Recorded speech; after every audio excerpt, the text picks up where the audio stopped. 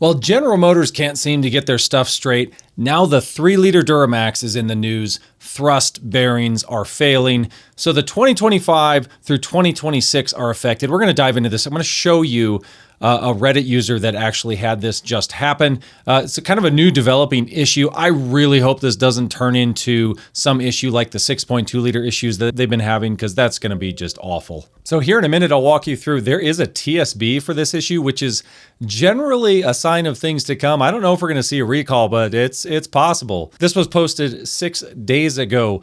My 2025 Silverado, 5,900 miles, left me stranded 3 weeks ago with an oil pressure low, turn vehicle off message. He had the warning 3 weeks ago.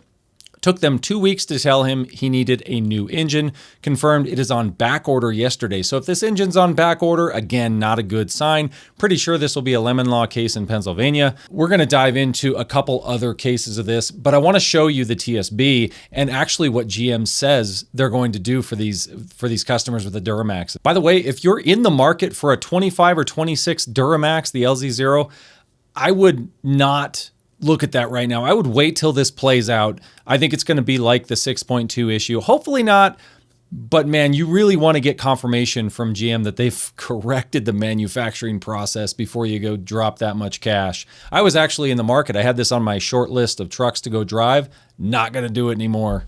So this is coming in from Duramax News. Greg Nelson wrote this up. The TLDR, the GM Bulletin 25NA307 links bell housing area noise plus a code P06DD to excessive crankshaft end play, often from a thrust bearing failure. That's a major failure.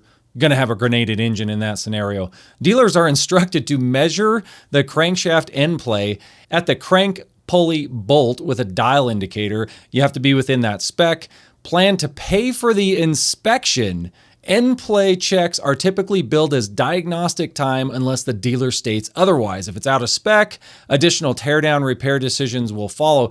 So that's a little nuts because they're making customers pay to inspect this, at least currently, because it's just in TSB form.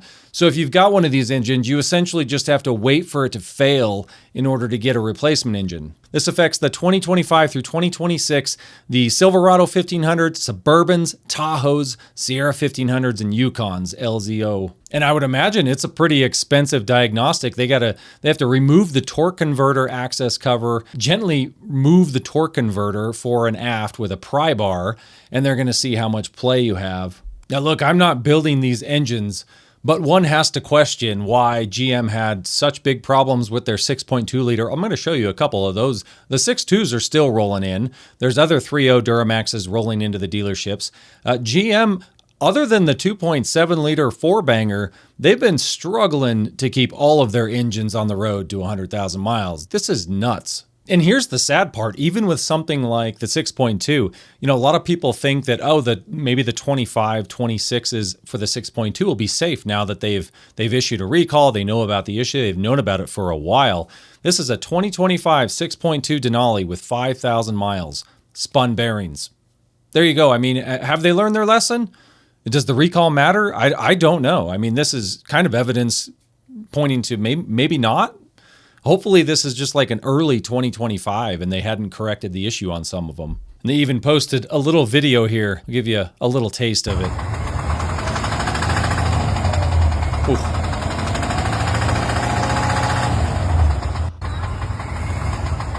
Oh yeah, I gotta shut that off. That's horrible. And here's another guy. This guy posted this photo of a 3.0 Duramax rolling in, getting towed into the dealership as he's waiting for his 6.2 liter to get the new engine. And then he proceeded to take photos of all of the GM trucks that were lined up for new engines. Come on, GM. I thought the GM transmission issue was bad, but when you stack their engine issues on top of it, it's a total no-go for me. And here's some more evidence that I'm finding that, hey, maybe these 3.0 Duramaxes, at least the newer versions, the LZO, are just not as reliable as maybe we thought. Or maybe it's just a numbers game where they're going to have a small percentage start failing. 2024 3.0 diesel, full engine failure at 7,000 miles, waiting on warranty replacement. This was a while back, but I'm going to show you something that's a little more alarming in this thread. Now, scrolling all the way down to the bottom, this was just 1 month ago. This guy says, guy or gal says, we took our 2025 Suburban high country in at 8,000 kilometers. They had a ticking noise, grinding when the turbo spooled up to make boost. Found out that the turbo wasn't the issue. The crankshaft thrust bearing went out. So it's starting to pop up, right? I mean, if you think about the mileage on these things, I hope it doesn't end up being like the Tundra issue or the 6.2 issue where we're just going to see these start stacking. Now, I guess the good news is I would guess this is like a third of the trucks they sell are Duramaxes, maybe less. I mean, they sell a lot of 5.3s. They sell fewer 6.2s, and the 2.7s are the lower priced ones, so they probably sell a lot of those as well. I would guess that the Duramax, it's probably on par with the 6.2 as far as numbers sold, but it could end up being a lot of them. If this was a bearing supplier or something like that was just all of them were bad, they're probably all going to fail, and this will turn into a recall. So look, I gotta say, I don't know how widespread this is going to be, but generally speaking, this could end up being a big deal for the Duramax owners. I would stay away from them, obviously. I'm probably looking more towards Ram now for the 1500s. As crazy as that sounds, hey, at least their Hurricane hasn't had any of these widespread issues that we've seen with GM and other manufacturers. So let me know what you guys think in the comments. As always, I love to hear all the comments. I'm sure there'll be plenty of people that say, hey, I've had a Duramax, haven't had any trouble. This is just a numbers game. Look, you might be right. Maybe it won't end up blowing out of proportion, but thrust bearings having problems. You're starting to see them crop up, and they're saying it's 2025s and 2026s. I think there's going to be more to come. Let me know what you guys think. Thanks for watching. Till next time.